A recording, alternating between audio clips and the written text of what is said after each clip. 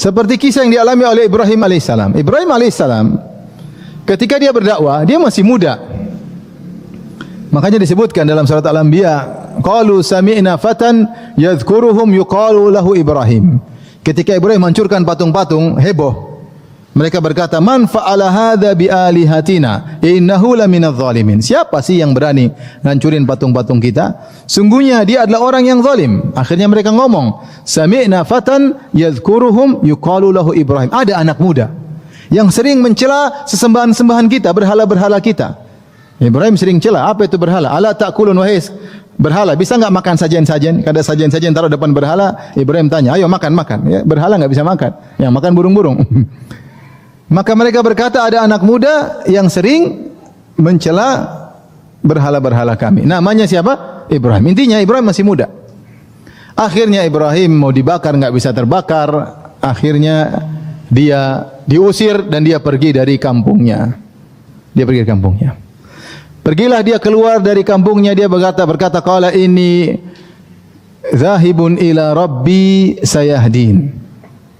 Aku pergi menuju Rabbku dan dia akan memberi petunjuk kepadaku. Rabbi habli minas salihin. Ini saya ingin sampaikan. Ibrahim berkata, ya Rabbku, anugerahkan kepadaku anak yang saleh. Baik, Ibrahim ketika berdoa agar punya anak saleh, dia masih remaja, masih pemuda. Pemuda umurnya berapa sih? Kalau 40 tahun ke atas, bukan pemuda, penua. 40 pemuda itu maksudnya ya 20-an ya. 20-an pemuda. Dia minta pingin punya anak. Tapi kapan Allah kabulkan? Allah kabulkan, ceritanya panjang. Ternyata dia menikah dengan Sarah, wanita paling cantik jelita. Bertahun-tahun tidak punya anak.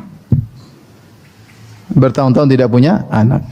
Ternyata Allah punya rencana agar Ibrahim punya anak namanya Ismail dari wanita lain, bukan dari Sarah. Sarah juga akan punya anak yang hebat namanya Ishak, bapaknya para nabi. Tapi Allah punya rencana agar Ibrahim punya anak dari wanita lain yang harus akan tinggal di negeri Jazirah Arab namanya Ismail, yang akan punya keturunan namanya Muhammad. Caranya bagaimana? Allah bikin Ibrahim tidak punya anak. Akhirnya Ibrahim tinggal sama Sarah bertahun-tahun tidak punya anak, sampai puluhan tahun tidak punya anak. Akhirnya Ibrahim sama Sarah melewati Mesir, ternyata Sarah ditangkap oleh Raja Mesir, kemudian ingin digauli, ternyata tidak bisa, dicoba untuk dizinai 3 kali, tidak bisa. Akhirnya sang raja tidak mampu lagi, maka dia pun menghadiahkan kepada Sarah Hajar. Fa akhdamaha Hajar. Maka kata Nabi SAW, Ibrahim pun diberi hadiah, Sarah diberi hadiah seorang wanita namanya siapa? Hajar. Akhirnya Hajar tinggal bersama Ibrahim, Sarah dan Hajar. Tinggal lama, Sarah kasihan Ibrahim tidak punya anak. Kata Sarah, coba nikahlah sama Hajar. Akhirnya Ibrahim nikah sama Hajar. Akhirnya punya anak namanya siapa? Ismail. Yang ingin saya ajak berfikir, ini mohon maaf ibu-ibu ya. Seandainya Ibrahim berdoa, ya Allah anugerahkan aku anak soleh, terus punya anak soleh dari Sarah, kira-kira Ibrahim akan nikah lagi enggak? Enggak bakalan diizinkan oleh siapa? Sarah. Perhatian bapak-bapak ini. tapi Sarah akhirnya mengizinkan Ibrahim nikah sama Hajar karena udahlah, enggak apa-apa, dia rela kebahagiaannya dibagi kepada wanita yang statusnya pembantunya. Subhanallah, bagaimana Sarah pengorbanan. Tidak apa-apa, yang penting suami saya punya anak. Akhirnya punya anak namanya Ismail. Seandainya Ibrahim langsung punya anak Ishak, kira-kira Sarah suruh nikah sama pembantunya enggak? Kalau jadi ibu kira-kira izinkan enggak? Enggak bakalan ya. Enggak bakalan 1000 kali, enggak bakalan. Itu maksud saya. Ibrahim minta punya anak enggak dikasih-kasih. Ternyata ada cerita di balik itu.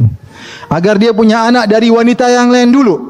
Yang kemudian lahirlah siapa? Ismail. Ismail ini akan dibawa. Kemudian Sarah pun cemburu kepada Hajar. Bahkan Sarah ingin melukai Hajar di 3 tempat. Akhirnya Ibrahim bawa Hajar ke Mekah. Subhanallah. Akhirnya Ismail nanti punya anak Quraisy punya anak, keturunannya adalah Muhammad sallallahu alaihi wasallam. Seandainya Ibrahim langsung punya anak dari Sarah, tidak ada namanya Muhammad sallallahu alaihi wasallam.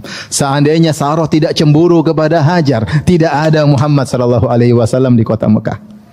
Ternyata di balik tertunda punya anak ada hikmah. Ternyata di balik kecemburuan Sarah kepada Hajar ada hikmahnya. Paham atau tidak?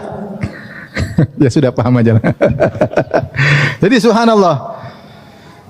Asa an takrahu syai'an wa huwa khairul lakum, bisa jadi kalian benci sesuatu ternyata ada kebaikan di balik apa yang kalian benci tersebut. Ini contoh Ibrahim alaihissalam.